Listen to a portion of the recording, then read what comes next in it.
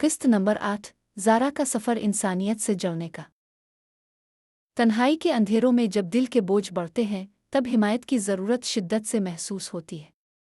ज़ारा के लिए ज़िंदगी उलझनों से भरी हुई थी, लेकिन एक छोटी सी उम्मीद ने इसे अपने ईमान और मददगार कम्युनिटीज़ की तरफ बढ़ने का हौसला दिया।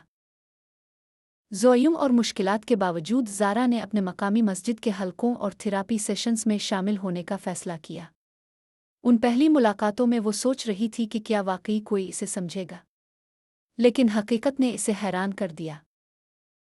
मस्जिद की बाबरकत फ़िज़ा में ज़ारा ने ऐसे लोगों से मुलाकात की जिन्होंने इसे सुना और दिल से समझा।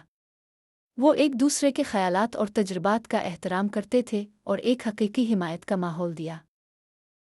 ये दोस्त दिमाग और रूह के ज़ख्मों पर मरहम बन गए।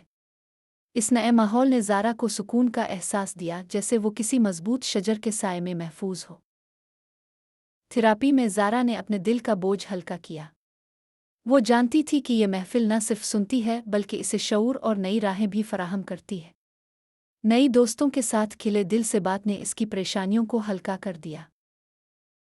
ये सेशन सिर्फ ज़ाती मुश्किलात को समझने का मौका नहीं थे, बल्कि नसीहतों और दुआ से ख़ास तौर पर ज़ारा के दिल को मजबूती मिली। मदद की रोशनी में खुद पर एतमाद बढ़ा तो ज़ारा ने दूसरों के लिए कुछ करने की ठानी। वो कम्युनिटी सर्विसेज में शामिल हो गई, भूखों को खाना देना, बच्चों के लिए तालीम और इलाके की सफाई।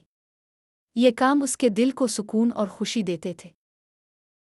इंसानों की मदद करते हुए ज़ारा ने पाया कि जब इंसान दूसरों के साथ भलाई करता है तो उन्हें भी हौसला, खुशी और अमन मिलता है। ज़ारा की कहानी हम में से हर किसी के लिए एक सबक है। अपनी मस्जिदा कम्युनिटी से जुड़िए, दूसरों के दर्द में शरीक हों और खिदमत के ज़रिए खुशी तलाश करें। आज से किसी के लिए उम्मीद और रोशनी बनना शुरू करें। आपके छोटे कदम किसी के दिल का बोझ हल्का कर सकते हैं।